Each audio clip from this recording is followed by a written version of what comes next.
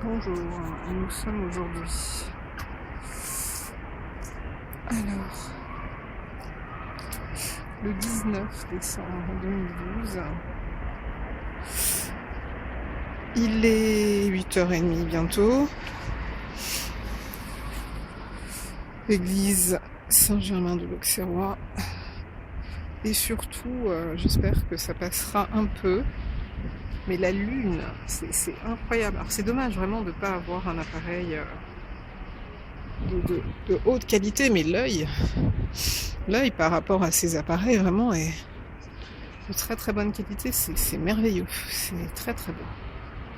Très très beau. Alors je vais pas forcément commencer vraiment ma vidéo ici parce que voilà, il y a des gens... Il faut toujours baisser l'objectif quand on passe à proximité pour éviter d'avoir à filmer les gens, donc c'est un peu fatigant.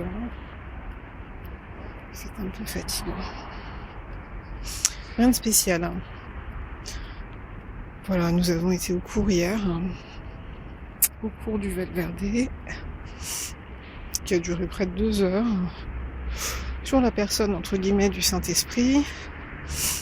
Bon, je déplore toujours ma mémoire qui ne retient rien, c'est-à-dire que je prends des quantités de notes que je ne relis pas et qui ne servent donc à pas grand-chose, parce que si trop de temps passe,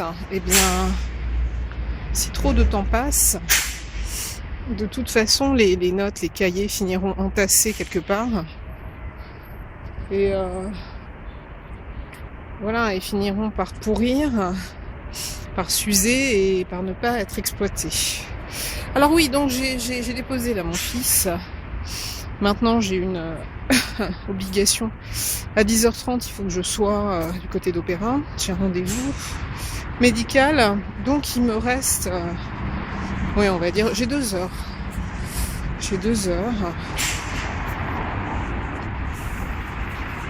J'ai pas envie de revenir sur mes pas. Même si, bon, je préciserai pas forcément tout, mais il y a quelqu'un qui m'a demandé quelque chose avant-hier que j'avais avec moi hier matin. Je n'ai pas vu cette personne. Et là, aujourd'hui, je l'ai vue, mais je n'avais pas ce qu'elle m'a demandé. J'ai complètement zappé. Du fait du retard... Voilà, le fait de partir vraiment au dernier moment, d'être dans le speed. Voilà, donc du coup, on oublie complètement les choses dans ces cas-là. Voilà, donc on va aller... Oh là là.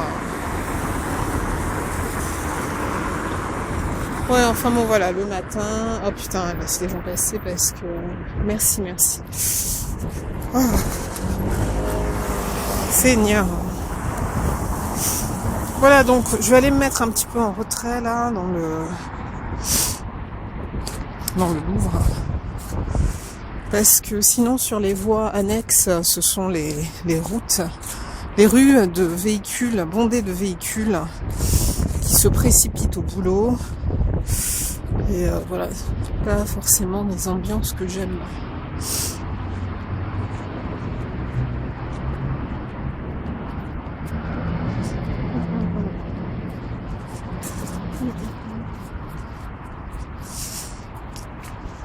Ok, donc on va... Non, je vais pas l'enregistrer aujourd'hui. J'ai pas forcément envie d'enregistrer la prière. C'est toujours le même modèle. Et justement, pour les précisions, je peux pas me permettre de prier sur une vidéo que je vais mettre en ligne après. Parce qu'il y a des noms, il y a des situations voilà, qui ne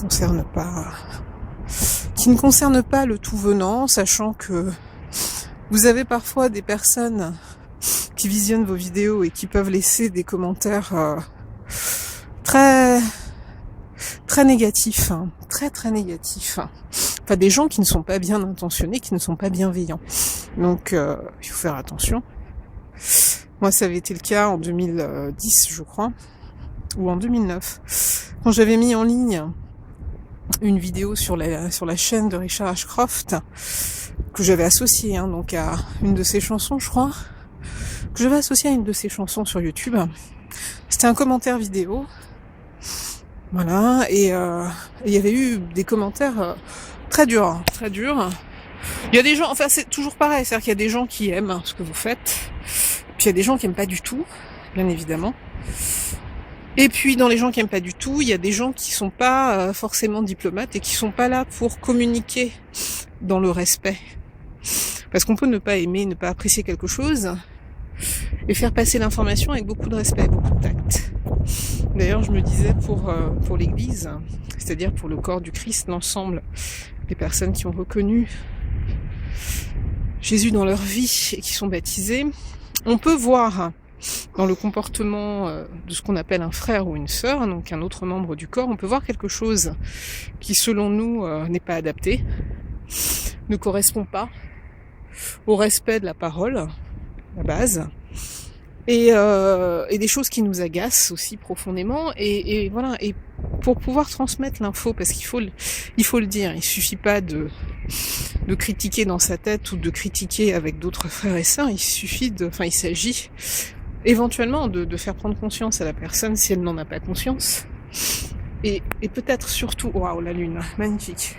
Bon, là il y a une nana qui arrive, donc je vais pas attendre qu'elle passe, je suis pas à la botte des gens, mais voilà, je suis obligée de passer tranquillement le pavé.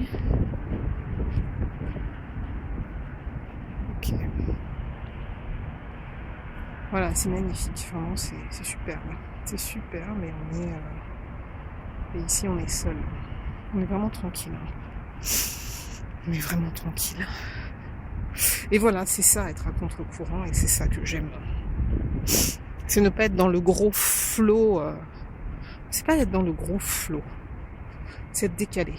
C'est pour ça, je crois, que je suis restée dans les parcs et jardins comme gardienne de square. Enfin, on appelle ça agent d'accueil et de surveillance maintenant. C'est comme les techniciennes de surface. Ça valorise un peu. Bon.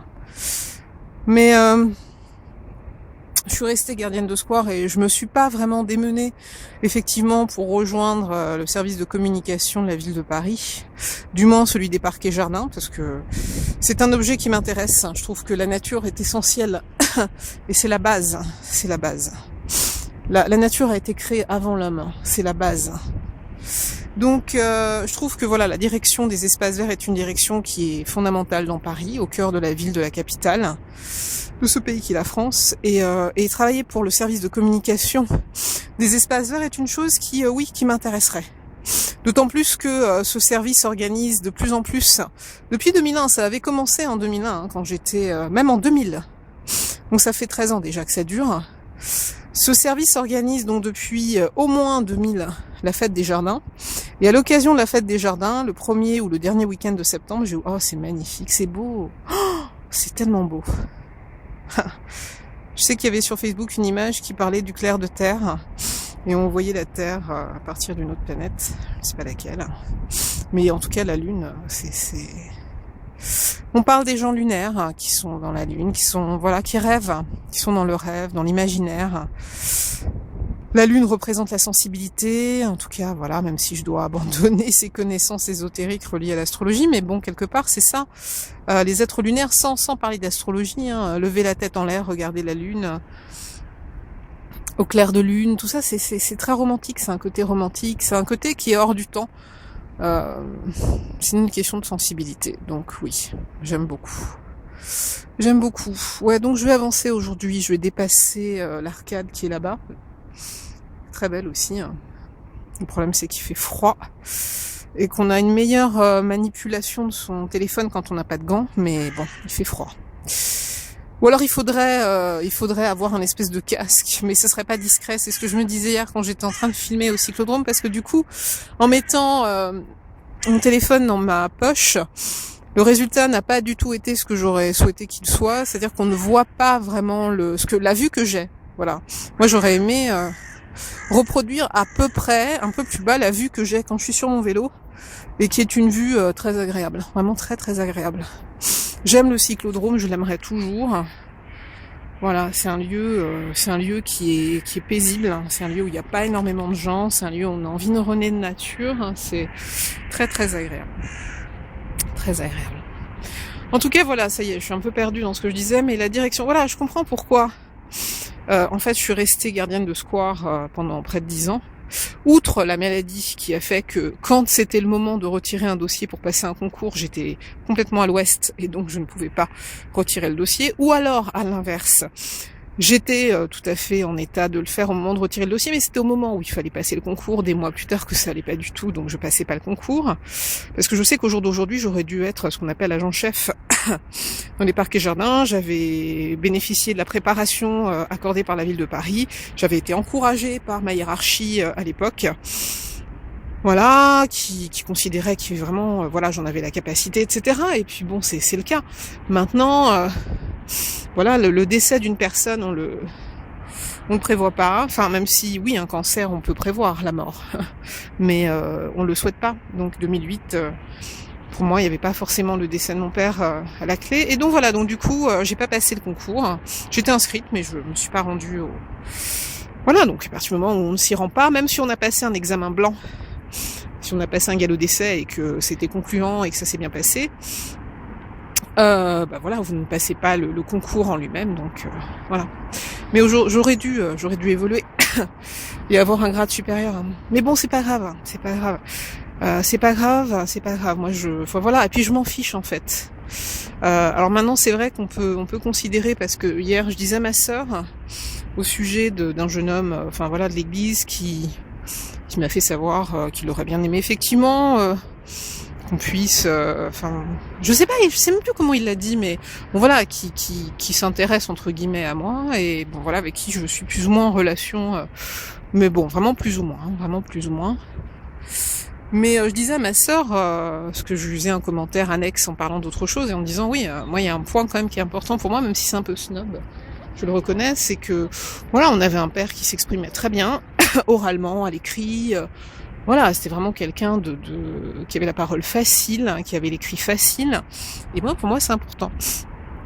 Et donc, elle est revenue à ce jeune homme de l'église, et elle me demandait ce qu'il en était à son sujet.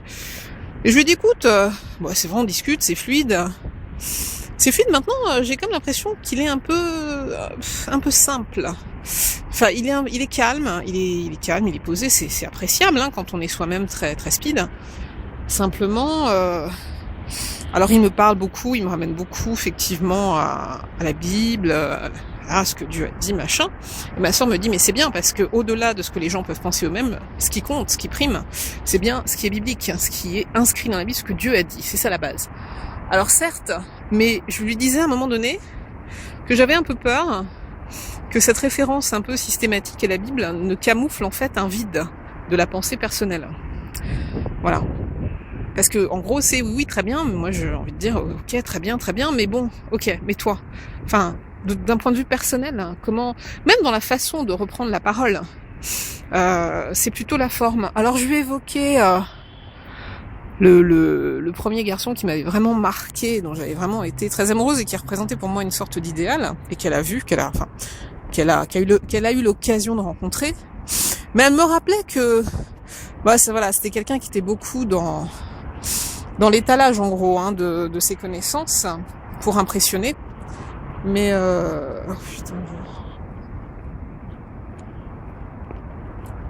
mais qu'en gros ça cachait un vide et un mal-être et une tristesse, et voilà.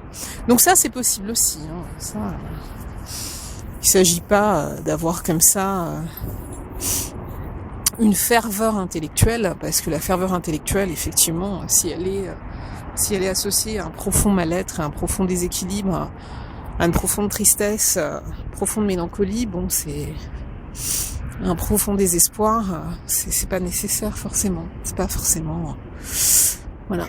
Alors bon, en tout cas, je reviens à ce que je disais, je suis restée accrochée, je crois, à mon petit boulot de gardienne de square, parce que j'étais en décalage. Les horaires étaient décalés. Aujourd'hui, justement, c'est ce qui pose problème par rapport à ma santé, mais en tout cas à l'époque, ne le sachant pas vraiment, ça me convenait tout à fait de ne pas être dans le flow. de ne pas commencer à travailler au même moment que la plupart des gens, de terminer mon travail au même moment que la plupart des gens.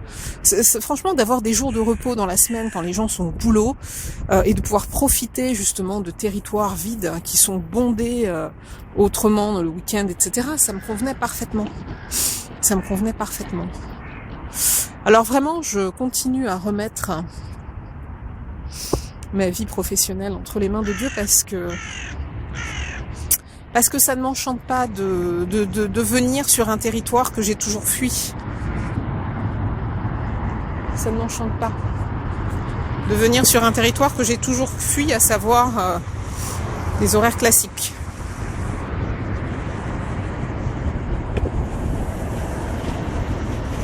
Mais bon, après...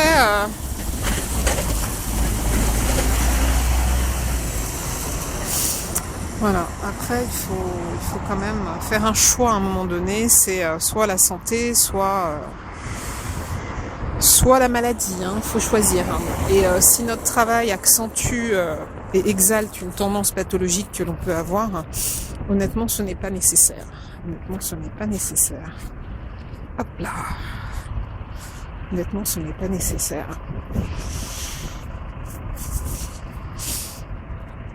Ce n'est pas nécessaire. Donc voilà, donc je pense que c'est vraiment, je crois que ce qui m'a retenu, en fait, c'est ça.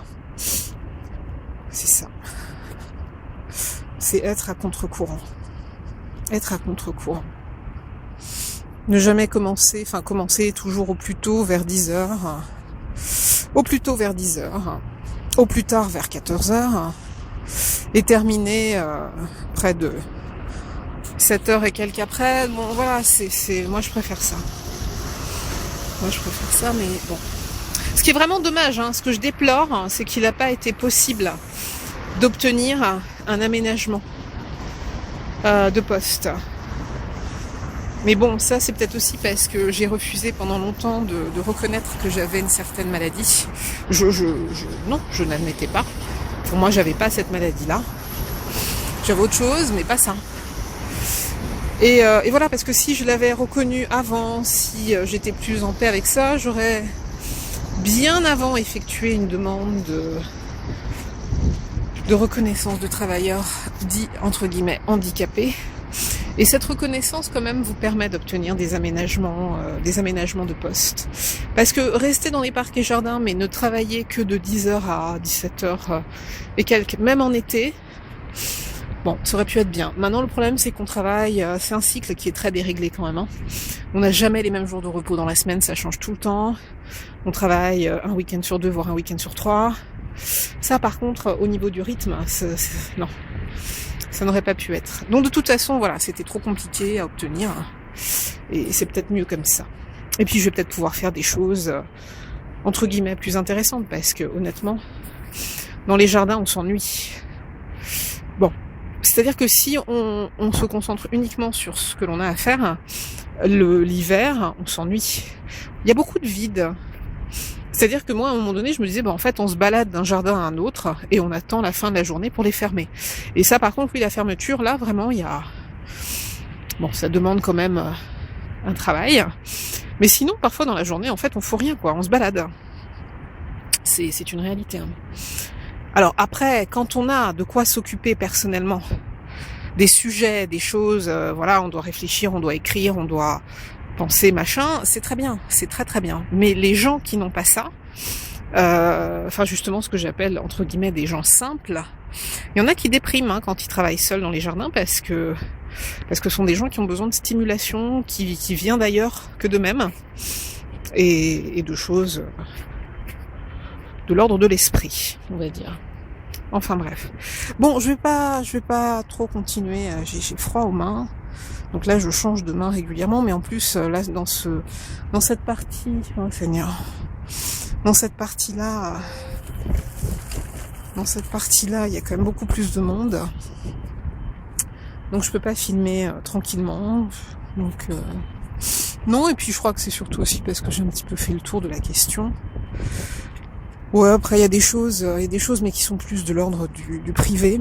Donc, il y a des choses privées que je peux raconter, mais des choses privées que je raconterai pas. Voilà.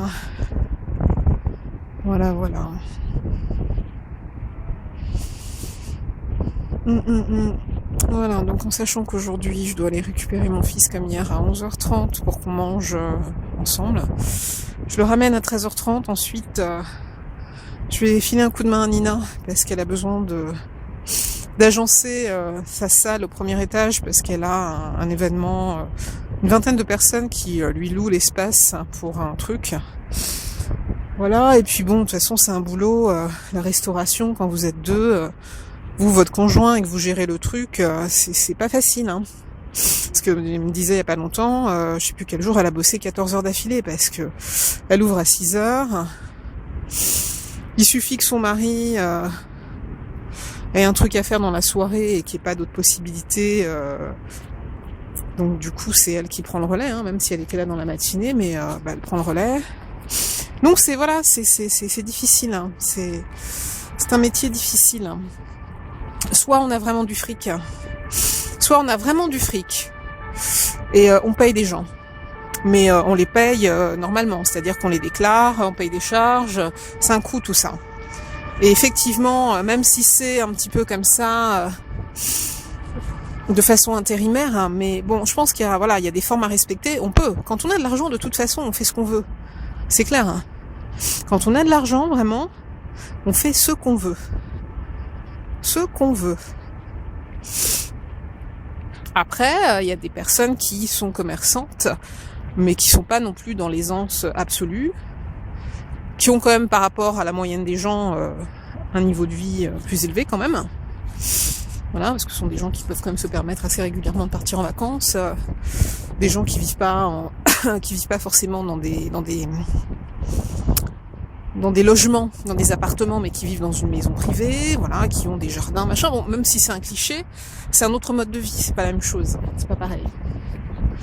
Voilà, bon, voilà, tout ça, ça a un coût aussi, ça s'entretient, c'est-à-dire qu'à partir du moment où, voilà, on a un véhicule, deux véhicules, enfin, en tout cas, un véhicule, c'est un entretien.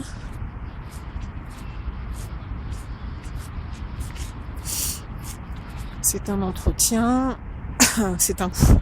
Avoir une baraque, y a des impôts à payer quand on est propriétaire en fin d'année. Enfin voilà, c'est un coût aussi. S'il y a des travaux, s'il y a des problèmes, c'est pour vous. Donc voilà, tout ça, ça demande aussi quand même d'avoir certains moyens. Ça demande quand même d'avoir certains moyens. Et après, il faut entretenir ça. C'est-à-dire qu'on devient esclave. Parce que quand on possède, il faut entretenir. Il faut garder ce niveau de vie. Ça demande, toujours... ça demande un certain niveau et quand vous êtes dans les affaires, vous ne savez pas, il y a quand même un facteur que vous ne maîtrisez pas absolument. C'est la fréquentation de votre commerce. Enfin, quand il s'agit d'un restaurant, d'un bar-restaurant, vous ne savez pas. À un moment donné, vous avez des clients qui sont peut-être réguliers, qui viennent, qui représentent une part, même si elle est minime, hein, mais une part de votre chiffre d'affaires.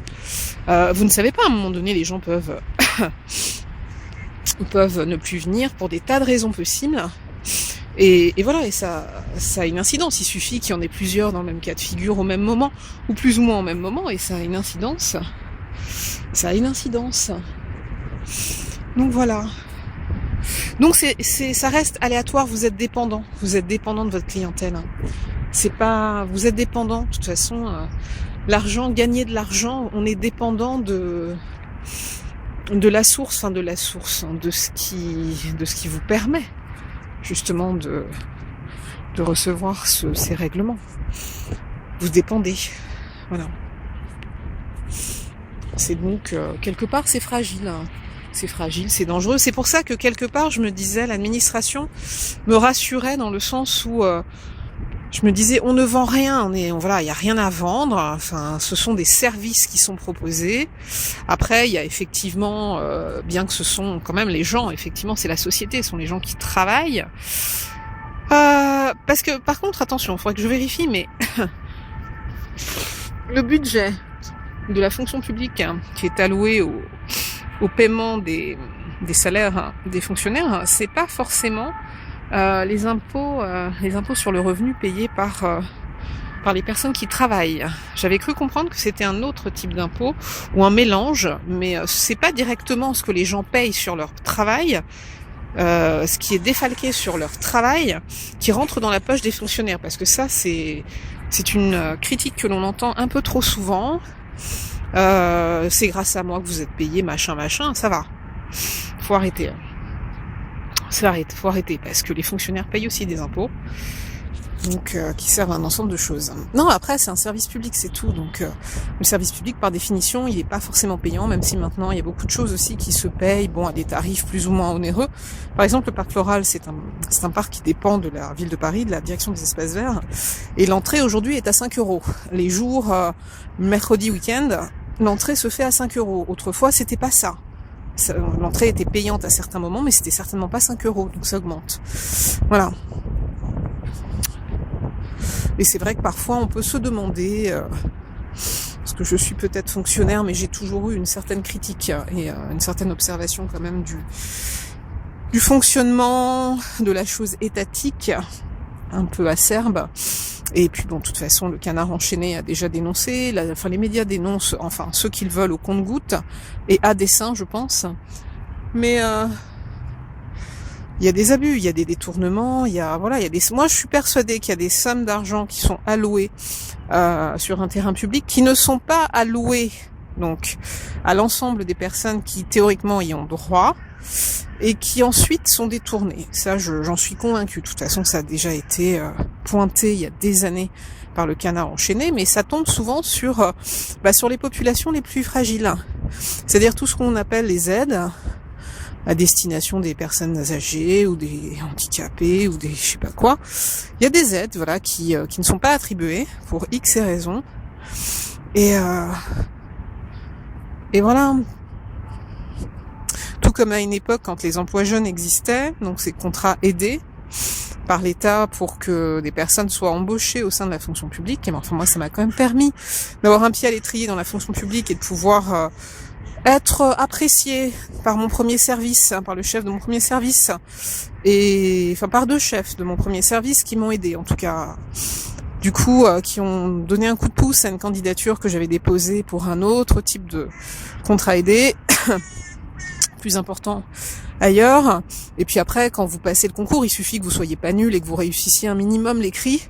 Si vous passez à l'oral, à partir du moment où vous avez été connu et que on a été chercher, on s'est renseigné sur vous et que les observations ont été bonnes, c'est bon.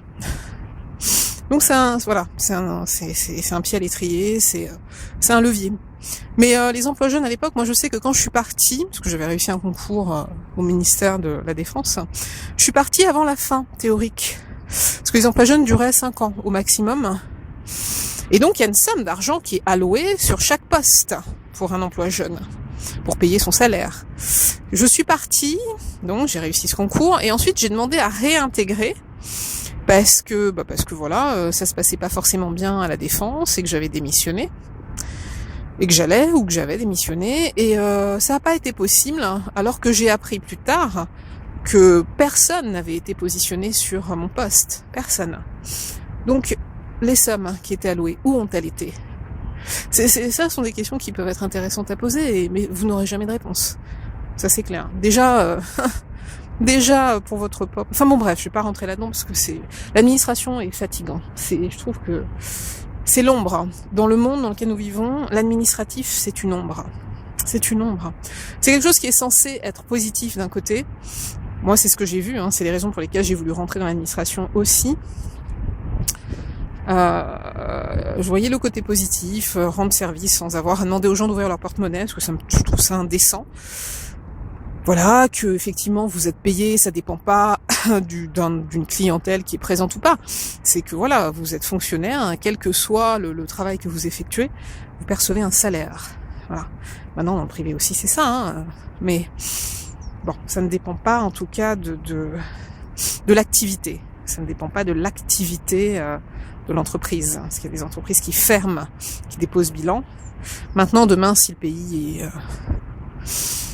est déficient sur le plan budgétaire, comme l'a été la Grèce à un moment donné, paraît-il, ou l'Espagne, les fonctionnaires, de toute façon, dans ces cas-là, ne perçoivent plus leur salaire. Il est tout à fait possible qu'à un moment donné, l'État n'étant pas en capacité, ne paye plus les salaires. Voilà. Donc, on n'est pas à l'abri. On n'est pas à l'abri. Mais quand même. Mais en tout cas, je dirais que d'un côté, moi je voyais le côté servir les gens de façon indifférenciée, que les gens qui ont de l'argent, les gens qui n'en ont pas, enfin voilà, de ne pas faire de discrimination par rapport à l'argent. Maintenant, dans les faits, c'est peut-être pas exactement ça.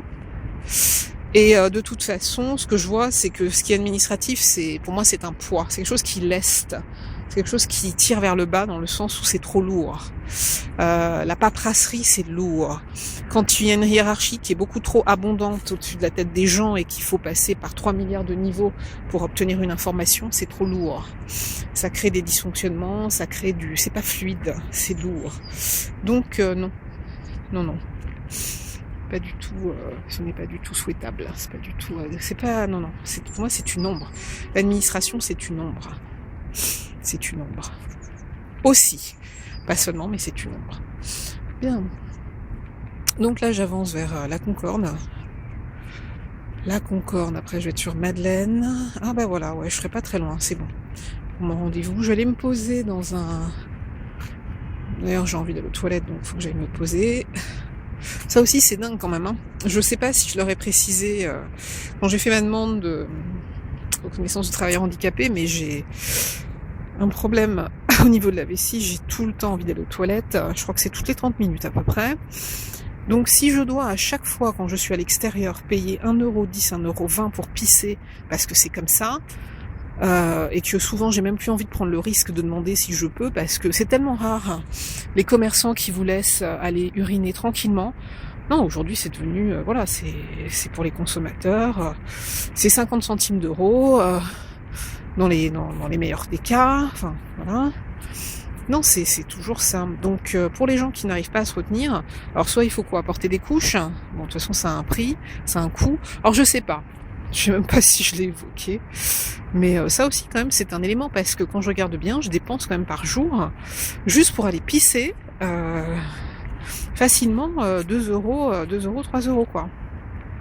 Voilà, donc quand on fait le calcul sur 30 jours, 30 fois 3, ça fait 90, ça fait 100€. 100€ par mois juste pour pisser, je trouve que c'est grave.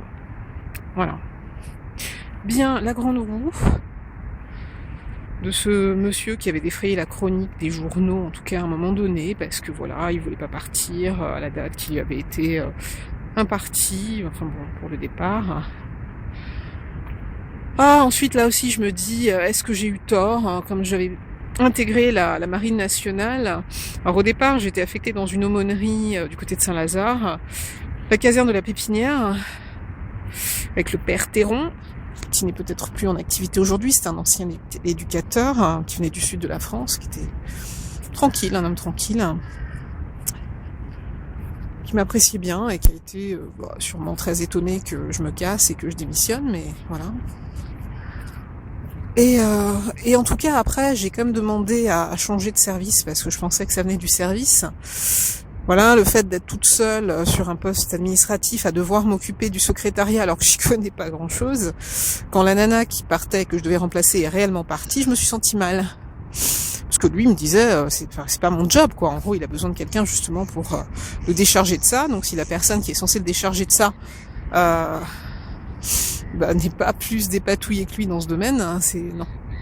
Donc du coup j'avais demandé un autre service, j'avais demandé à aller travailler au CIRPA, au service d'information des armées, parce que j'en reviens toujours à la communication. Et j'ai fait juste une journée, mais là sont les perturbations de la maladie. Voilà, enfin je dirais même pas ici ce qui s'est passé exactement, mais bon déjà ça a un peu joué, mais la veille j'étais sortie avec Anne et Emmanuel. J'aurais peut-être pas dû. On est rentré un peu tard, j'étais super fatiguée, et puis non, bon bref, de toute façon je le sentais pas non plus ce service. Je le sentais pas, j'ai même pas dû rester une demi-heure quoi. Je me suis cassée et j'ai demandé à retourner dans mon service. Donc j'ai dû passer pour une grosse folle, ça c'est clair, mais en même temps c'était un peu le cas. Donc voilà. Mais c'est dommage parce que le CIRPA était là, du côté de la nation. Donc je me dis, si je n'avais pas fait la con, enfin si je n'avais pas été malade, c'est pas tout à fait pareil. J'aurais pu rester au sein de de cette administration qui en plus payait quand même assez bien. C'est-à-dire que l'évolution de carrière des adjoints administratifs était assez intéressante. C'est une des raisons qui avait fait que j'avais passé le concours. L'évolution de salaire était intéressante. Moi, j'ai un collègue qui a quitté les parquets jardins assez tôt, Michel, et qui aujourd'hui travaille au ministère de la Défense. Il est rentré comme adjoint, il a été promu secrétaire sans passer de concours. Et franchement, le gars, il est quasiment à 2000 €, quoi. C'est du délire. C'est du délire et c'est très bien. Parce que bon, l'ancienneté aussi a été prise en compte. Voilà. Bon, je pense que je vais arrêter là. Parce que... Ah, alors ça c'est quoi? Bon, ça c'est la librairie, les toilettes sont pas ouvertes. Alors le temps que je